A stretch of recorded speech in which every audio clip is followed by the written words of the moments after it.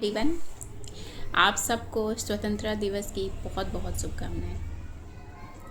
आज बहुत दिनों बाद चाय पी रही हूँ इस खुशी में कि जो जो चीज़ें इसमें पड़ रही हैं इन सब पे दिवाली तक जीएसटी की दरें कम हो जाएंगी। तो पी रहे हैं इस आस में कि चलो कम हो जाएंगी, तो ये नहीं लगेगा कि यार कम हो गया है तब पी रहे हैं, तो थोड़ा पहले से ही शुरू कर दिए हैं। खैर, आज लाल किले से जो प्रधानमंत्री जी ने देश की जनता को संबोधित किया है उसके बारे में कुछ अपने विचार रखना चाहती हूँ। उनकी सारी बातों से मुझे ये लगता है कि एक कंक्लूजन, जो इसका सपोर्ट तो पहले भी था लेकिन अब एकदम कंफर्म हो गया है, एक चुनाव, वन नेशन वन इलेक्शन। ताकि जब चुनाव आने वाला हो तभी चुनाव की बातें हों, प्रलोभन दिया जाए, उसकी बातें की जाएं सिर्फ एक ही बार। क्योंकि चुनाव ऐसे तो हमेशा होते रहते हैं और हर समय जनता को कुछ न कुछ ऐसी ऐसी चीज़ें दी जाती हैं, तो ये एक बहुत बड़ा मुद्दा हो जाता है कि भाई मौका न जाने पाए, इसके बारे में तो यही मौका है, यही बात की जाएगी।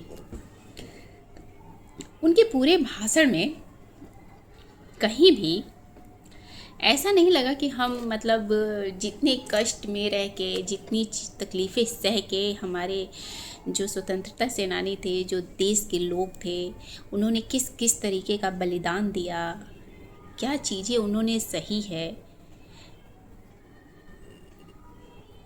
हमें लग रहा था कि हमने कुछ ऐसा किया है कि हमें आज उसके बदले इनाम दिया जा रहा है।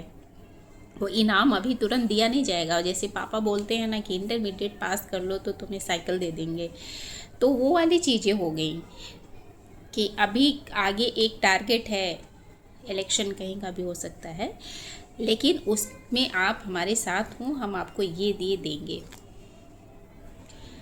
पूरे भाषण में उनका यही था कि मैंने ये किया, मैं वो करूँगा, मेरी सरकार ने ये किया। भाई, इन सब चीज़ों के लिए लाल किले से बोलने की ज़रूरत नहीं है, वो भी स्वतंत्रता दिवस के अवसर पे। इसके लिए आपको सदन दिया गया है, सदन में बोलिए, जहां आपके सामने बैठकर विपक्ष सवाल करता है, ताकि अगर आप कुछ गलत बोलते हैं, आप कुछ झूठ बोलते हैं, माफ़ कीजिएगा, झूठ सब सदन में इस्तेमाल नहीं किया जाता है, असत्य बोलते हैं, तो उस पर आपसे तर्क किया जा सके, आपसे सवाल किया जा सके। खैर, बोलते तो आप वहाँ भी हैं, लेकिन वहाँ थोड़ी सी घबराहट आपको इसलिए होती है कि कौन मेरी बात सुन रहा है, कौन नहीं सुन रहा है, कहीं विपक्ष वॉकआउट न कर जाए। तो हो सकता है कि शायद थोड़ा आप संभल के बोलते हों। लेकिन लाल किले से तो खुलेआम माइक मिला हुआ है, देश की जनता सुन रही है, ना मीडिया है, ना कोई और है जो आपको रोक सके, आपसे पूछ सके, तो वहाँ आप कुछ भी बोलिए, तालियों की गड़गड़ाहट सुनने को मिलेगी ही मिलेगी। और वैसे भी हमारे देश की जनता का दिल इतना उदार है कि वो थोड़े से में इतनी खुश हो जाती है कि वो आजीवन उसके एहसान मानती रहती है। हो सकता है कि आपने कुछ ऐसे काम जरूर किए होंगे जिससे कुछ लोगों को कुछ फ़ायदा हुआ हो, उनके जीवन में कुछ राहत आई हो, तो वो एहसान के बदले आपके लिए तालियां पीटते हैं। वो एक्चुअल में आपसे हमेशा के लिए खुश नहीं है।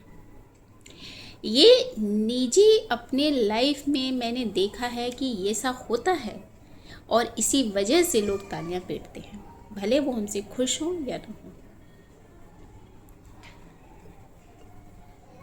और जो भी प्रधानमंत्री जी ने कहा वो सब बातें ठीक हैं अपनी जगह। दिवाली के अवसर पे हमें कुछ चीज़ें जीएसटी की दरों में देखते हैं क्या मिलता है, माता लक्ष्मी का आशीर्वाद क्या देती हैं। लेकिन उन्होंने जो संघ का नाम लिया ना, आरएसएस का। इससे तो एक चीज़ कंफर्म हो गई है, कंफर्म ये हो गई है, वैसे बीजेपी संघ की ही पार्टी है, बनाई हुई है, लेकिन खुलेआम नहीं होता था, थोड़ा उससे हट के रहते थे लोग कि कोई ये ना कह दे कि यहाँ पे सिर्फ और सिर्फ भारत, जो कि एक धर्मनिरपेक्ष राज्य के नाम से जाना जाता है वो, हमारा संविधान ऐसा कहता है कि भारत, इसका कोई धर्म नहीं है, लेकिन संघ का एक धर्म है हिंदुत्व का झंडा लेके चलती है वो। तो उन्होंने जो संघ का नाम ले लिया, इससे एक चीज कन्फर्म हो गया कि भारतीय जनता पार्टी पे संघ का कितना दबाव है, हमारे प्रधानमंत्री जी पे कितना दबाव है। वो ये बात क्यों भूल जाते हैं कि वो पूरे भारत के प्रधानमंत्री हैं, किसी एक पर्टिकुलर समुदाय के नहीं।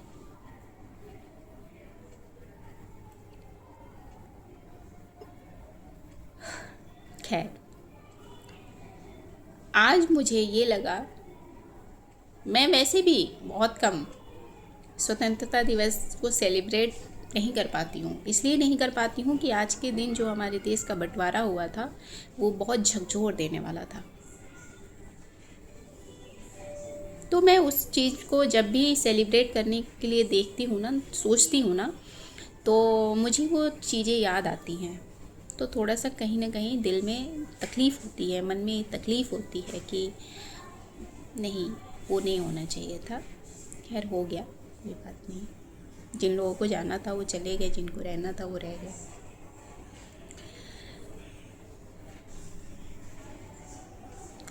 उसके बाद से पूरे भाषण में वक्तव्य में उनका सिर्फ यही कि मैंने ये किया, हमारी पार्टी ने किया, ये किया। ऑपरेशन सिंदूर आ गया, पहलगांव आ गया। इन सब चीज़ों के लिए लाल किले से बोलने की जरूरत नहीं पड़ती है। इसका तो बहुत पहले आपको प्रेस कॉन्फ्रेंस कर देना चाहिए था, सदन में बोल देना चाहिए था। बाकायदा विपक्ष ने मांग की थी कि इस पर चर्चा हो, शायद हुई भी, लेकिन जिस तरीके से चर्चा होनी चाहिए थी उस तरीके से नहीं हुई। और जितना कॉन्फिडेंट, जितना बुलंद आवाज़ में आप यहाँ से बोलते हैं, उतनी ही बुलंद आवाज़ में आप सदन में बोलिए, प्रेस कॉन्फ्रेंस करिए, मीडिया के सवालों का जवाब दीजिए। खैर, मीडिया आपसे क्या ही सवाल करेगी सर, वो तो आप जहाँ उत्तर नहीं दे पाते हैं वो खुद आपकी हेल्प कर देती है कि हाँ सर ऐसा।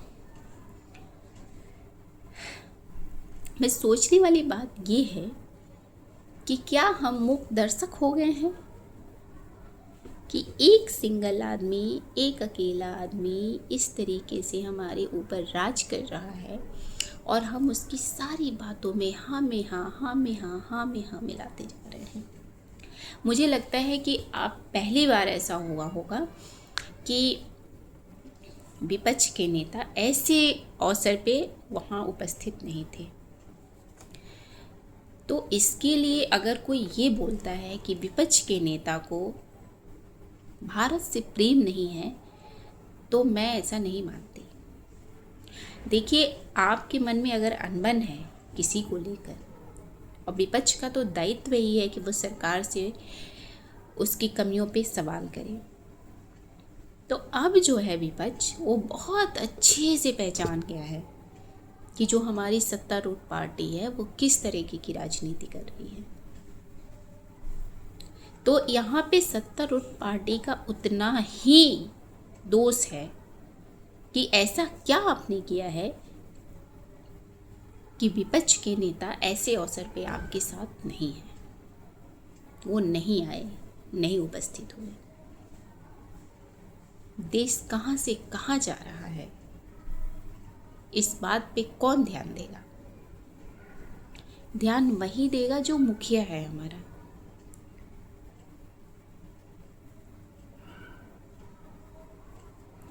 और नरेंद्र मोदी जी,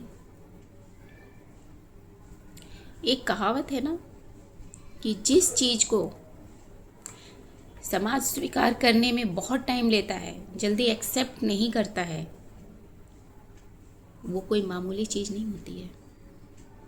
तो आज मैं डेफिनेटली पूरे कॉन्फिडेंट के साथ ये बोलना चाहती हूँ कि नरेंद्र मोदी जी 2014 में जिस तरीके से जनता ने उनको हाथों हाथ ले लिया था, उससे ये साबित होता है कि वो कितने मामूली आदमी हैं। लेकिन ये संघर्ष का दौर है जो राहुल गांधी को कोई एक्सेप्ट नहीं कर रहा है, बट वो दिन दूर नहीं कि जब उनको कोई एक्सेप्ट करेगा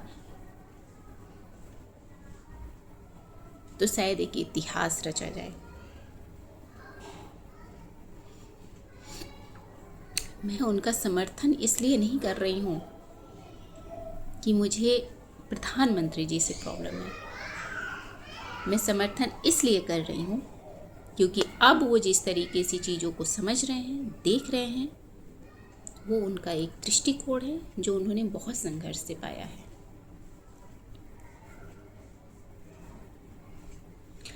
तो फिर इंतज़ार कीजिए दिवाली का, देखिए क्या मिलता है। चाय ठंडी हो गई, इसमें सब कुछ है। और मैं चाहती हूँ कि जितनी भी चीज़ें चाय के लिए ज़रूरी है वो सब सारे लोगों को मिलती रहे। जब चाय में इलायची डालने की बात आती है, अदरक डालने की बात आती है,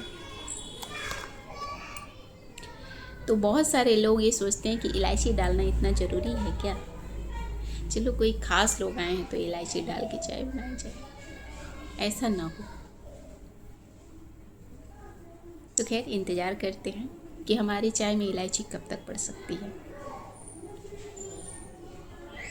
एक बार फिर से स्वतंत्रता दिवस की आप सबको बहुत बहुत शुभकामनाएं। जय हिंद, जय भारत।